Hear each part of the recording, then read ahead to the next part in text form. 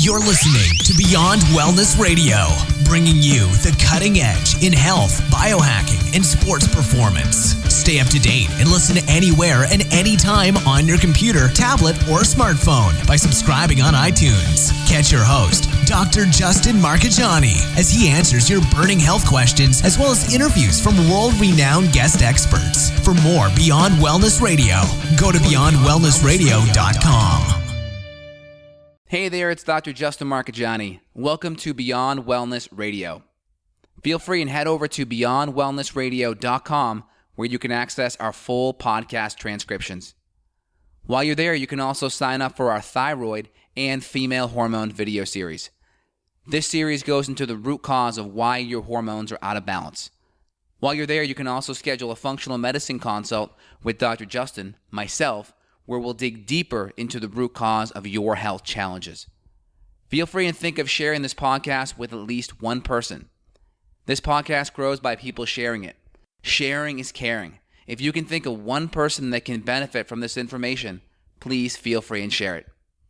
If you're enjoying the podcast, make sure you subscribe on iTunes. You can also click below the video or podcast where you'll see the iTunes review button and leave us a review. You can also sign up for the newsletter at beyondwellnessradio.com where you'll get updates before anyone else. Thank you so much and enjoy the show. Evan, it's Dr. J. What's going on, man? Hey, we're going to be breaking down some fun stuff about pro athletes' diets today. So this is fun and something that's very relevant because anytime the word diet pops up around a celebrity, whether it's an athlete or not, people are like, oh, that's so weird. So hopefully we can bring some clarity to this thing. Love it. Yeah.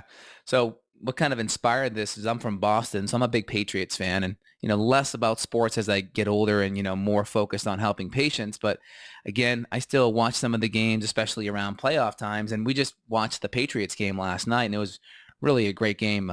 Strong defenses on both sides. But one of my favorite athletes is Tom Brady. He's a Boston guy. Basically was a real late round draft pick around 2000 and has been just one of the best athletes, I think, all time.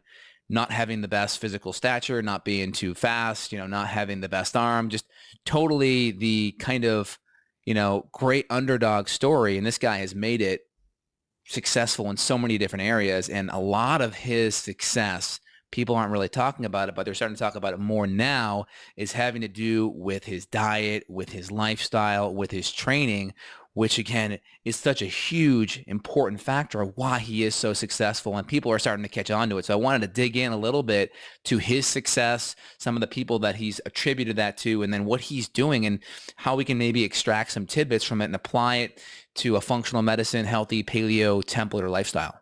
Yeah, it sounds good. So off the bat, right, diet is super important. Why? We got to have my big three reasons why diet's important is one, nutrients are what runs your body, not calories. Now, all nutrients have calories. That's a good thing. So if we're eating nutrients, calories always take care of themselves. But in this day and age, we can eat a whole bunch of calories and not have nutrients. So I like to put our focus on nutrients. And if we put our focus on nutrients, calories always take care of themselves, not the other way around. Next is inflammation. And you'll see this in Tom Brady's diet here, is avoiding inflammatory foods and really eating anti-inflammatory foods. Basically, when you're too inflamed, your body breaks down faster than it repairs. And part of the things that are associated with inflammation are going to be pain, are going to be lack of range of motion, inflexibility, all of those things that as a professional athlete, you really need to be at 100%.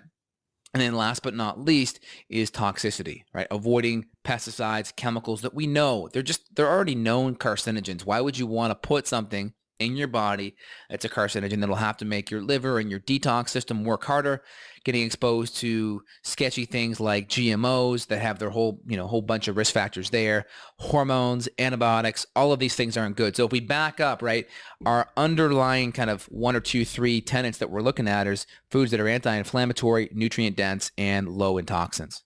Makes sense. Yeah. So for him, we're basically eating a pro athlete's diet all the time. And that's amazing to think because it's really not that much different. Everybody's looking for the competitive edge. It's like this is the starting point. No matter how many supplements or pre-workout drinks these athletes are doing and growth hormone and all of that stuff, it's like if they just got the diet dialed in like this, they would significantly increase their skills, I think. Absolutely. And the reason why I love Tom Brady is because he wasn't the best growing up and he had to make himself great. So training and lifestyle and nutrition was a huge part to get him to that level where a lot, because I work with a handful of professional athletes in my practice on the functional medicine side and on the physical side when I was doing more physical work. And a lot of them are just naturally just raw talent. They just grew up just kicking butt in high school, kicking butt in college. And a lot of times they would just kick butt in spite of their workouts, their lifestyle, their diets. I mean, I would see guys come in and they would train and they would eat McDonald's afterwards and they would still kick butt. Now, once you get to the pro level, it's a whole different ball game because you can't make healthy ligaments and tendons and joint tissue off of, McDonald's food, right? Or in other words, you can't look or perform like $1 million when you're eating off the dollar menu. That's kind of my slogan. So the diet plays a really big, important factor, especially once you get hurt. Once you get hurt once, if you don't have the building blocks coming back in to heal you, you lose a step, you lose 2 steps, you're out of the game. It's that simple. So the diet is such an important piece. The lifestyle is such an important piece. So I like Tom because he's become probably the best athlete all time in football. And he had to work at it to get there. And he had to take advantage of all of these things that we're talking about in the show. So let's highlight a couple of things. First, his diet is kind of paleo-esque. If we look at his diet, he's avoiding GMOs. Everything's 100% organic. He's avoiding refined sugar. He's avoiding gluten 100%. And for the autoimmune crowd, he's even avoiding nightshades. And he finds nightshades really aggravate his joints and create inflammation in his joint tissues, especially after you're getting hurried or sacked a whole bunch of times. If you get already inflammation in there from external physical sources, i.e. a 250-pound linebacker blitzing you and knocking you on your butt, well, if you're eating extra nightshades or inflammatory foods, that's going to be just smoldering fire that, it adds a little bit of gasoline to make it take off. So avoiding nightshades is important because of the alpha-solanines and the glycoalkaloids in there that can be inflammatory and that can irritate the joint. So we already have some sugar, we have some nightshades, we have all of the things that are toxic based like the pesticides, chemicals, GMOs, hormones, antibiotics. And then he really emphasizing a lot of plants. And when you look at his diet, he's not doing much fruit. The only fruit he does is in a smoothie, typically post-workout or in the morning. So if you look at his diet, it's mainly vegetables for the carbs, a little bit of starch. He's doing 20% animal protein, right? So he's doing a lot of grass-fed meats, wild Alaskan sockeye salmon, beef, chicken, right? And it's grass-fed meat. Is emphasizing the quality, emphasizing hormone-free organic. So the meats are there, lots of vegetables, a little bit of fruit, little bit of starch, and then, some good fats. One of the things he talks about is really enjoying his avocado ice cream. So he makes ice cream with raw organic cacao, sugar-free, and then mixes it in with avocado and blends it up. And that's Tom Brady's ice cream. So this guy's a super healthy guy, and he attributes a lot of his success from Alex Guerrero, who is a traditional Chinese medical doctor, or a traditional Chinese like acupuncturist, kind of non-traditional physician, and he attributes all of his success to Guerrero. So he kind of talks about the whole acid alkaline diet, which we can break down in a few minutes, but he attributes a lot of his success to it. Not only the diet and lifestyle piece, but also he gets to bed by 9 o'clock at night. My God. So we all know why that's important, or at least we've talked about it on previous shows, because of the growth hormone output that we get by getting to bed before 10 o'clock is amazing. So he stresses the sleep component and the diet component. I'll take a breath, Evan, so you can kind of give your analysis too. Well, there's another couple cool pieces to this thing is that his cook, so we were kind of reading off of an interview that his chef wrote, or that, the chef was transcribed, and he was talking about using raw olive oil. So he even has that dialed in where he's not even cooking with olive oil. He's using just cold use only there, but he's cooking with only coconut oil. He's using pink Himalayan salt, no coffee, no caffeine, no fungus, no dairy. I mean, this is pretty impressive to see, and it's actually mind-blowing because I hope articles like this and just stories like this will accelerate the growth of what you and I are doing, because we need a change. And there was another link that kind of goes deeper, and he was talking. This was Brady talking more about his teammates, that if they ask him about the diet, that he'll tell them, but otherwise he doesn't really like preach to the whole team. But this is sort of the small starting point to really make this thing more mainstream. I mean, if it takes somebody's favorite football player to have a good diet for them to want to do it, then I totally commend and support that. Yeah, and I love Brady because he had to, like, this was his gateway to get to that level. He didn't have that raw talent where he was already there. He had to work hard, and the nutrition and the lifestyle portion was huge, was a huge portion of it. And that's why I'm such a huge advocate for what he's doing. And he called out the junk food industry, the General Mills, the Kellogg's, all the soda, saying it's crap and saying how it's poisoning kids. And I really respect that because it's true. I've been talking about this stuff for years. We've been talking about it for years here. And it's so true that someone can put themselves out on a limb. And, when you're making potentially tens of millions of dollars a year on sponsorships, and we know that these major food companies, they generate a significant amount of advertising for these stations, along with the pharmaceutical drugs as well. I mean, you could potentially cost yourself millions of dollars in sponsorships by putting yourself out there and saying this stuff. So I really appreciate it from just a, transparency perspective and just putting your livelihood out there on the line.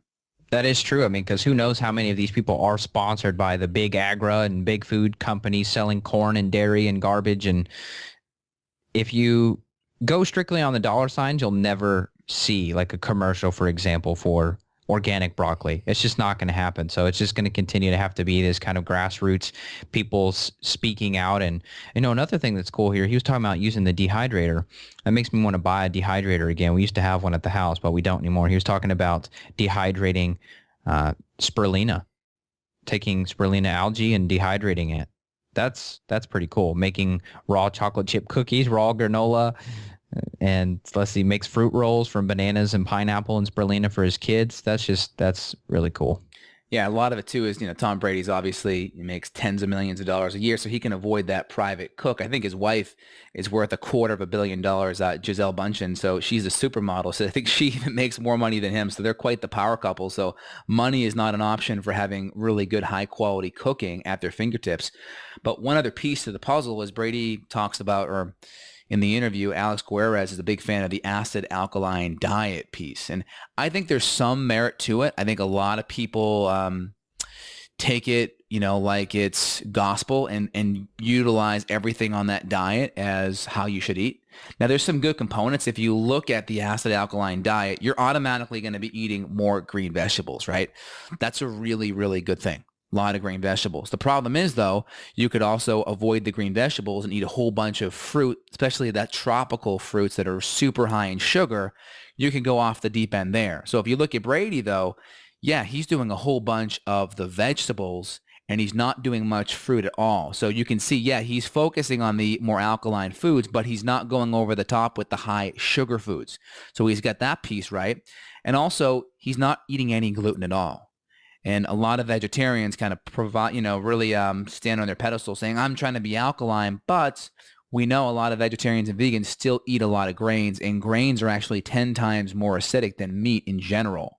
They're typically like a 4 or a 5, where the meats are typically like a 4.5, 5, 5.5 and above.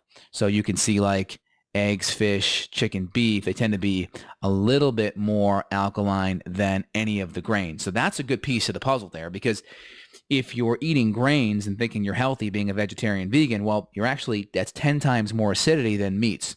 So Brady is doing over 20% or 20% meats. Could be higher, who knows? And he's emphasizing the quality there, and you're seeing he's choosing the alkaline foods that are going to be lower in sugar, which is great. And he's also emphasizing getting his desserts from healthy places like the avocado chocolate cacao ice cream, which I'm going to actually make tonight based on our talk here. That sounds good. So what is he? He's just blending those two together, I guess, maybe in a bowl or food processor.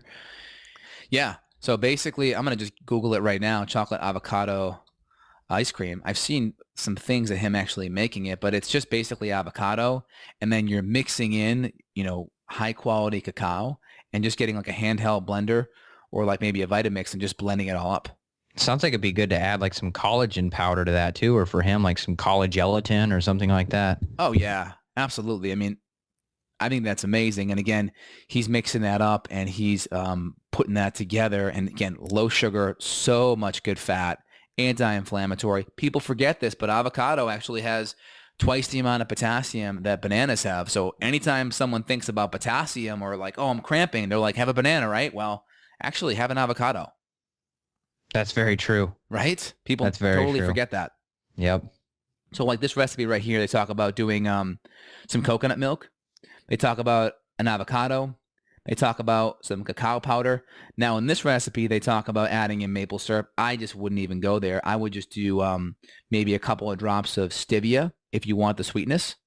And then they talk about adding just a little bit of vanilla extract. So if I were doing it right now for the listeners, I would just do one avocado, 12 or 13 ounces of full fat coconut milk, unsweetened, some good organic cacao powder, a tablespoon of vanilla, and maybe a couple of drops of stevia to sweeten it up. And that should be exactly what you need to make it work. That sounds delicious. Like that's an anti-inflammatory dessert there. Like last night I had organic Granny Smith apple covered in cinnamon and then a little bit of almond butter. So that was my dessert. So I have desserts all the time and I try to make it, I mean, if you even call it a dessert, I try to make it as anti-inflammatory and nutrient dense as possible. I want the mouthfeel, I want that satisfaction, but I want to be able to know that my health is kicking butt. I'm going to wake up feeling great and energized and with great focus for my patients.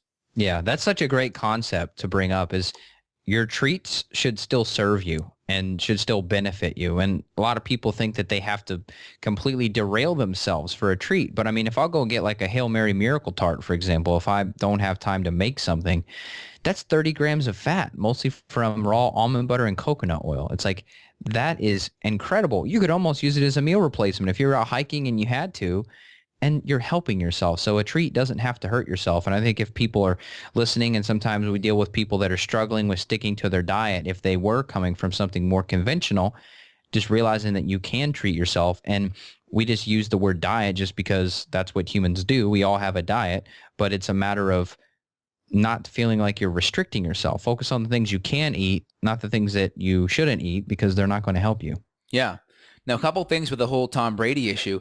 A lot of people are conflating Tom Brady and a plant-based vegan diet because his main chef there, Alan Campbell, actually has taken a class from T. Colin Campbell, the writer or the researcher on the China study, which really isn't a study from, it's a empirical, or I should say, it is a study that's survey-based. It's an epidemiological study, not a study that's actually a laboratory-based, clinical trial-based study. It's a epidemiological, meaning surveys were filled out. So a lot of people are conflating this T. Colin Campbell study with people actually dying of cancer in certain areas because of, this research. But it's really not the case. It's epidemiological. And anyone that knows epidemiological research, you can't form a conclusion off of it, only a hypothesis. So that's really important. So Alan Campbell, Brady's cook, is a big follower of a plant-based diet.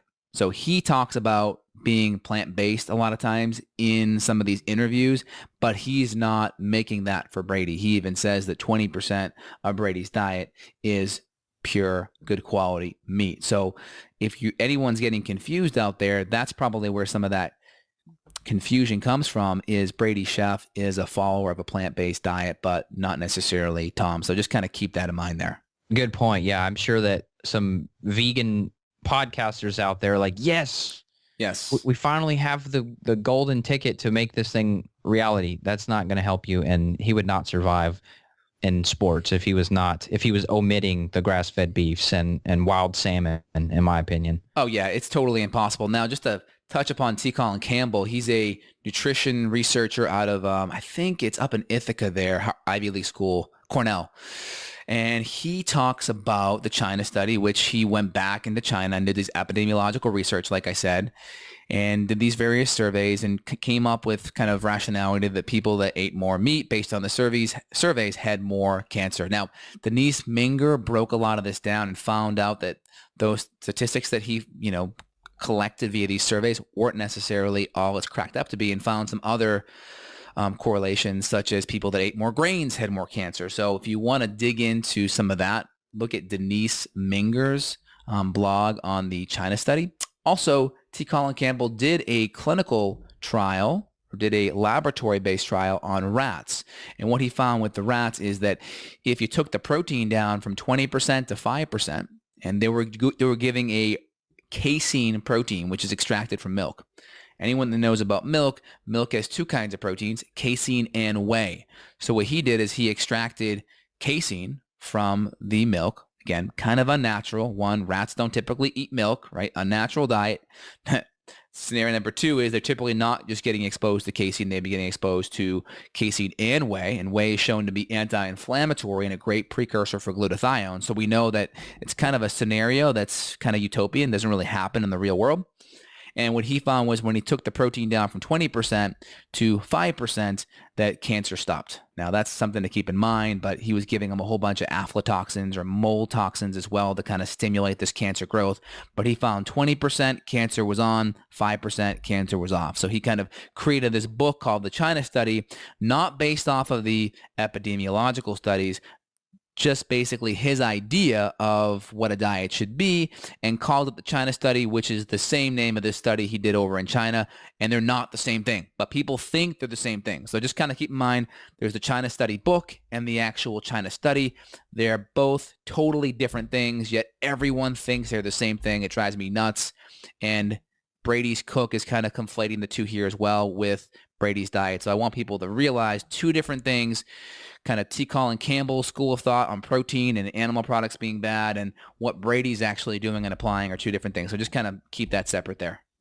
Now, let me jump back to this diet piece. I didn't see anything, and maybe you did. Does he talk about taking any type of like protein shakes? Is he doing some grass-fed whey or anything like that? Did you see? Now, again, I think there's going to be some level of secretness here, or Right. secretivity, if that's a word, because you're not going to let out the exact secret sauce of what's going on. But I've read in multiple articles. I've studied Tom Brady because I always try to study successful people. You can learn a lot about their routines and their habits. But he's talked about Alex Guerrez helping him and talking about utilizing many of his supplements and supplementation, and how supplementation has been a really important part with the diet. So he has mentioned supplementation. He's not gone into specifics, which kind of makes sense for obvious reasons. His competitors would probably be checking it out too. So there's definitely some supplementation there. If I were to go out on a limb, I know he's a big fan of Guerrez's supplement Supreme Greens, which does have MSM and a lot of organic green vegetables in there. So there's the green vegetable MSM piece. I would imagine there's some kind of protein support, whether it's whey protein, probably some collagen in there, probably some anti-inflammatory fish oil, probably some branched chain amino acids pre and post exercise and exertion. Potentially even some creatine in there too. There's probably a lot of different nutrients for muscles, for joints. I would be shocked if there wasn't collagen there. Personally. Yeah, I would be absolutely shocked. Yep. If he's this dialed in, it would be a mistake not to. So I bet he does. I think probably some glucosamine sulfate and or chondroitin in there, fish oil, definitely some extra protein support like I mentioned, and who even knows what else? I mean, obviously high quality multivitamin. This guy's probably getting micronutrient testing. So his nutrients are just 100% dialed in. He's probably doing all of the functional medicine stuff, probably working with functional medicine practitioners too. I know he sees good chiropractors all the time. So he's getting really good chiropractic support as well. So this guy is totally dialed in, and he's really advocating for natural health. That's neat. Any comments on that, Evan?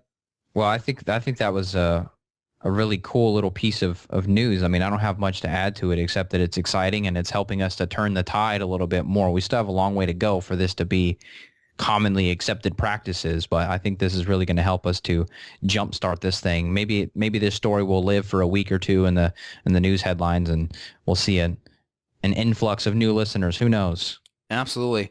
So kind of just summarizing this here, what one of the best NFL players is doing to stay healthy is diet is almost everything. He attributes so much to diet, which is going to be gluten-free, nearly grain-free from what I can see. The only thing I see him talking about is a little bit of brown rice. That's it. And it doesn't seem like that's that frequent.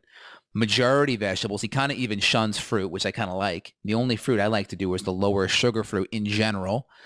Good quality meats, organic, pasture-fed, avoiding the GMOs, avoiding the junk, and lots of vegetables and supplementations. but it's kind of discreet.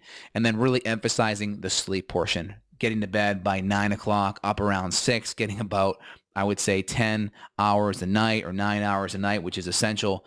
And then also, just making sure you're aware of the acid alkaline piece, and that Brady is choosing foods more on the alkaline side, but he's avoiding the ones that are higher in sugar, which I think people that talk about the acid alkaline really make a mistake on that.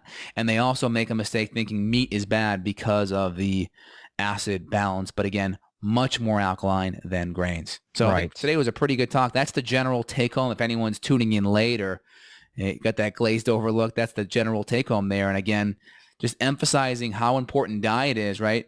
We all want to perform like a professional athlete does in our lives, whether we're an accountant, a teacher, a homemaker, a doctor, or a lawyer. We all want to perform at our optimal, and diet and lifestyle is going to be the way, because when we perform at our optimal, well, we're just going to do better at everything, but we're also going to be able to give more to other people around us, because if we're on empty, if our cup isn't running over, if you will, right, we're just not going to have much to give. And people that get tired and fatigued, get sick and get disease, and then become part of this conventional medical establishment where they're running on more on drugs and more on surgery. So really get the diet and lifestyle piece in, and that will help you in so many other areas in your life.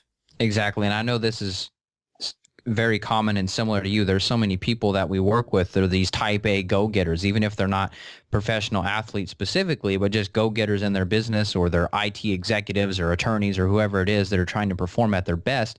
If you're that rock and your whole family, which I've always been this way for my family, your whole family leans on you and you're that rock, you have to keep all of these things dialed in so that you keep yourself healthy, because if you burn out, then the whole system kind of collapses. And maybe your extended family, maybe that's not like your highest priority, but for me, I want to be able to be there and be able to provide for everybody and be the energetic person that's there and feeling good and sleeping good and inspiring people. And that's why I stay so dedicated to this whole thing, is to be able to help others. It is about myself at some level, but it's mostly that I am up on top of my game so I can spread the health around and not be so focused on, sick care of my own self. That's why so many people can't help others. I think this is a rant here, but if you don't have yourself fueled up and you don't have yourself dialed in, how in the world are you going to have any energy to provide for others? You're not going to be able to. You're not going to want to, say, volunteer or do a podcast or write a blog. You don't have it. Your battery is on 10%. It's like you're operating throughout your whole business with 10% on your smartphone. That's guaranteed to fail eventually. Yeah, if I would summarize, everything we're doing on this podcast is helping people write essentially deposits in their health account, right? In their health energy, or if we use the health savings account term, right? We're trying to have them write deposits into that account so that when it comes time to pull money out or pull energy out because of stress or because of obligations or family or life, that we have a surplus of energy there and we can just utilize it and not ever go into health or energy crisis or debt, i.e. disease. Yep. And health is wealth. It really is. A lot of people listening, maybe they're practitioners listening out there, and you all are wanting to increase your business revenue and all that stuff. You have to still prioritize yourself. And it's easy to get so wrapped up in the day-to-day of working with people, and you can put your own self to the back burner. And it's not selfish. It's just self first. And if you keep that in mind, you're going to have a long, healthy, and happy, successful life. Great job, Evan. Well, any last comments here? No, I think that was it. This was a good coverage and kind of a different topic than usual, but really fun. Love it. Well, anyone listening that enjoys it, give us a review over on iTunes. Again, feel free to speak your mind. Let us know some topics you want us to go into. Even if we can just tangentially connect it to health, we love to go over it and connect with different listener bases so we can grab a hold of more people's ears and help get their health better. Mm-hmm. Thanks, Evan. Take care. Bye. Bye-bye. Got a question for Dr. J? Go to beyondwellnessradio.com and click the questions button. Then tune in to hear the answer. Also, if you like the show, click below to review us on iTunes. For more Beyond Wellness Radio, go to beyondwellnessradio.com.